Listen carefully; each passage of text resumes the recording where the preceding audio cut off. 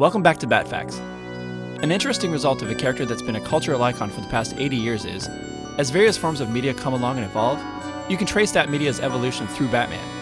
In some cases, Batman is used specifically to drive people towards that new type of media, such as color televisions in the 1960s. Perhaps no other type of media has seen as big an evolution in such a small amount of time as video games. And Batman's been there every step of the way, despite spending more than half of his existence without any video games made about him at all. The past decade has been a golden age for Batman video games, with stellar contributions from LEGO Traveler's Tale, Specular Interactive's 2013 arcade driving game, Telltale's Choose Your Own Adventure style series, NetherRealm's Injustice series of fighting games, and of course, the absolutely peerless Arkham series. But sometimes, to truly appreciate where you are, you have to look at where you came from. This episode of Bat Facts, I'm looking at the first 10 years of Batman video games.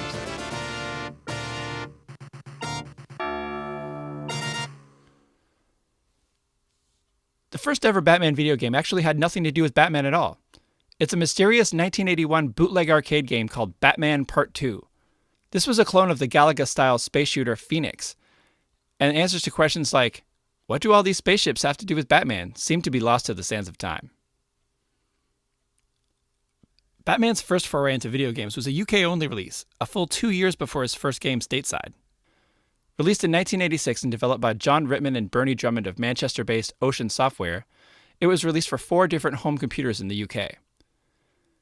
The game is an isometric adventure game wherein the Dark Knight must solve puzzles and explore the Batcave while avoiding its heretofore unmentioned pacing monsters to find pieces necessary to repair the Batmobile and save Robin. Jeez, Bruce, get it together. The graphics are of course extremely basic, but it also employed one of gaming's first save systems, and one of the first things you'll notice is Batman's walking makes a rhythmic tune, similar to Pac-Man, that starts and stops as he does.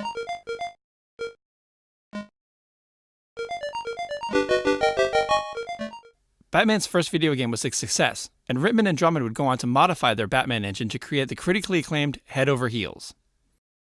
Ocean's follow-up was 1988's Batman the Caped Crusader, and was Batman's North American video game debut for 8 different home computers including the Apple II, Commodore 64, MS-DOS, and Amiga. The game employed a unique system of each new scene taking a panel, mimicking the presentation of a comic book. This idea would later be updated in the Sega Genesis game Comix Zone. The game was split into 2 independently playable parts, A Bird in the Hand, featuring the Penguin, and A Fate Worse Than Death, which involved the Joker. These first 2 PC games by Ocean were not only the first real Batman games, but also, with one notable exception we'll get to later, the last Batman games for quite some time not to be a tie-in or adaptation of a film or television show. Those would begin with the 1989 Batman film, which a slew of games were made to capitalize on. Released in 1990 and easily the most robust of the film-related games was the coin-op arcade cabinet developed by Data East, fresh off of their popular RoboCop side-scroller in 1988, and released by Atari. This was a side-scrolling beat-em-up game, but also contained first-person Batmobile and Batwing levels. The music consists of chiptune-style renditions of Danny Elfman's Batman score, and like many arcade games of the time, the game would play short dialogue clips from the movie, presumably to entice players. Wait till they get a load of me. The pen is truly mightier than the sword. I'm Batman. The most popular and well-remembered Batman game of this era has to be Sunsoft's Batman the Video Game for the Nintendo Entertainment System. Batman's memorable purple color scheme featured in the game has spawned an entire subset of Burtonverse fandom, thanks to licensed figures from NECA and Funko, as well as a slew of fan-made pins, stickers, and shirts that feature the Dark Knight in the same color scheme that Jason Voorhees ended up with on the NES. The game itself owes much of its gameplay mechanics, such as Batman's ability to jump off walls, to Temco's Ninja Gaiden, released in Japan the year before in 1988. Ninja Gaiden! Hey! The game's 5 levels are all loosely based on locations from the 1989 film, but many of its enemies are named after, or perhaps extremely loosely based on, characters from the comics, such as Deadshot, who has had many looks in the past, but never looked so much like Sidney from White Men Can't Jump. Future Better Know a Bad Guy episode recipient, the KG Beast, Maxie Zeus, and Killer Moth, who's actually pretty accurate. Through the game, Batman wields 3 different weapons: the Batarang, the ominous-sounding Bat Spear Gun, and something called the Dirk. You're not the king of me. I am the king of Dirk. When you finally reach Joker atop the cathedral where he's keeping Vicky Vale, He's significantly bigger than Batman, and for some reason can control lightning, like Thor or Raiden or Giovanni Ribisi from the best episode of The X-Files. It's weird. This might have something to do with the Joker not being the game's original final boss. An early version of the game that leaked online has Firebug as the game's original boss, and the Joker taking a more behind-the-scenes mob boss type role, only getting his comeuppance in the game's final cutscene. I should also give credit to the game's score, composed by Naoki Kodaka. Working with very rudimentary tools in a genre that's extremely hit or miss, this soundtrack is driving and memorable. Check out the first boss battle.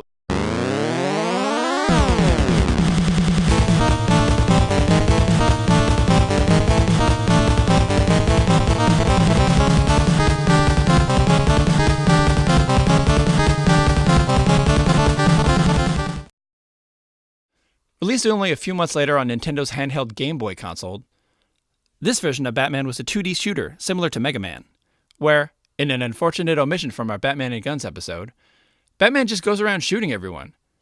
Be it the programmers not being big comic book fans, or adherence to character rules being a low priority, this game doesn't have much to do with Batman below the surface, and it's the kind of licensed game that wouldn't see the light of day today. Sunsoft also developed a 16-bit game based on Batman in 1989 for the Sega Genesis, but it wouldn't see release in North America until late 1991, allegedly due to Nintendo's strict exclusivity agreements with developers. In this version, Batman makes his way through 4 beat-em-up levels and an additional 2 horizontal shooter levels, wherein the player controls the Batmobile and Batwing in various scenarios from the film. Missing is the wall jump ability, essential to the NES version, now replaced with a grappling hook. The game garnered a buzz in North America before its eventual release, thanks to gaming magazines reporting on it as an import from Japan, but it wasn't enough to surmount such a delay, and it wasn't nearly as well remembered as its NES counterpart. Despite these delays on Batman the video game, Batman would still make his Sega Genesis debut in 1989, thanks to, well, blatant copyright infringement. Sega's Revenge of Shinobi would feature several bad guys who look remarkably similar to various pop culture icons of the time, including Batman. See if you could spot them.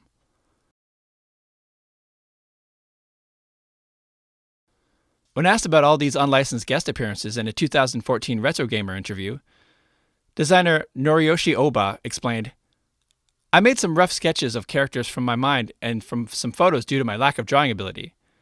They were meant to be used as a rough example. Unfortunately, the designer of the sprites reproduced my drawings a bit too faithfully, and you know the end results.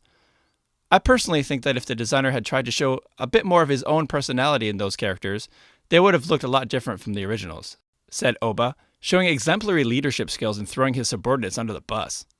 Yikes. Over time, these characters would be edited for subsequent releases, or in the case of Spider-Man, briefly legitimized by Marvel.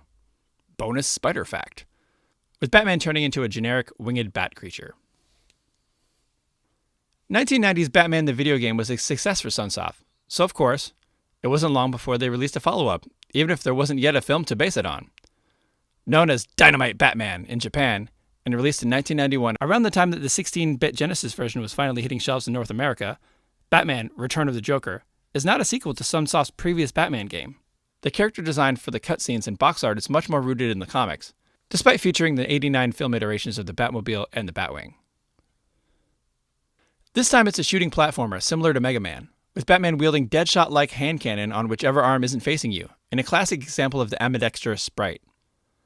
Sunsoft sadly ditched the purple for varying shades of blue this time around, and Batman largely battles robots. In fact, like the original Game Boy game and indeed many of these early games, there isn't really much that makes this a Batman game, other than the main hero and villain looking like Batman and the Joker. They certainly don't act like Batman and the Joker.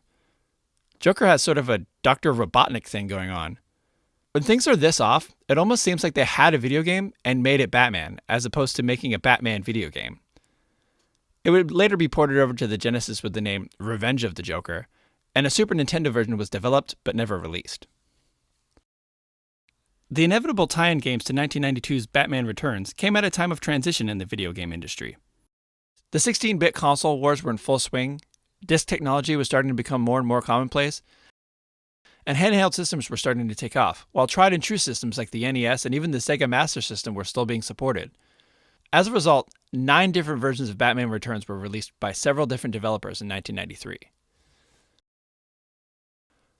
With the dawn of Batman the Animated Series, the license shifted from the Burtonverse movies, themselves transitioning from Tim Burton to Joel Schumacher, to Bruce Timm's animated series designs, whose effective simplicity translated easily to video game graphics of the time. Like Batman Returns before it, the highest selling and most well-known is again Konami's Super Nintendo version, as well as its earlier Game Boy outing, which were standard beat-em-ups and capably translated the show's style and feel. But the most interesting of the initial animated series releases was for the Sega CD. Sega Genesis's add-on was not nearly the sales juggernaut of the Super Nintendo, but was the most technologically advanced system of the time, and allowed for full motion video cutscenes. For the Adventures of Batman and Robin game, developers Clockwork Tortoise partnered with Warner Bros. Animation and animators TMS Entertainment to produce 18 minutes of footage, often referred to as a lost episode of the series, featuring original voice talent including Mark Hamill and Kevin Conroy. The game is otherwise a driving game, so while the surrounding lost episode features many villains and locations from the renowned series, it also features, well, Batman getting in and out of his car a lot. This lost episode was unfortunately not included in the recent animated series box set, but is available to watch online and was recently discovered and tweeted by Mark Hamill. Lastly on this look of Batman games of the past are a notable pair of movie tie-ins from the Val Kilmer-led Batman Forever. This was 1995 and Mortal Kombat had taken the video game industry by storm. So some smarty pants at Acclaim decided to make a side-scrolling Batman game out of the Mortal Kombat engine, giving Batman all the basic combat moves from Mortal Kombat, and digitizing photos of actors in place of sprites, like Mortal Kombat. To make things extra confusing, this game that borrowed so much from an arcade hit was developed for home consoles like the Super Nintendo and Sega Genesis. Acclaim also released Batman Forever, the arcade game, which was nothing like Mortal Kombat, to arcades as well as the PlayStation 1 and Sega Saturn. The much more visually intense arcade beat-em-up allows players to play as either Batman, resembling Val Kilmer, sporting the biggest spray-painted yellow bat symbol you've ever seen, or Robin, based upon Chris O'Donnell's portrayal. So there you have it. In a mere 10-year span, Batman video games went from this to this. But the greatest innovations in video game, and in turn, the greatest Batman adventures, were yet to come. But for now, we're going to leave it there. Thanks for watching this episode of Bat Facts. Be sure to give us a like or subscribe if you'd like more episodes. Maybe throw an upvote my way on Reddit.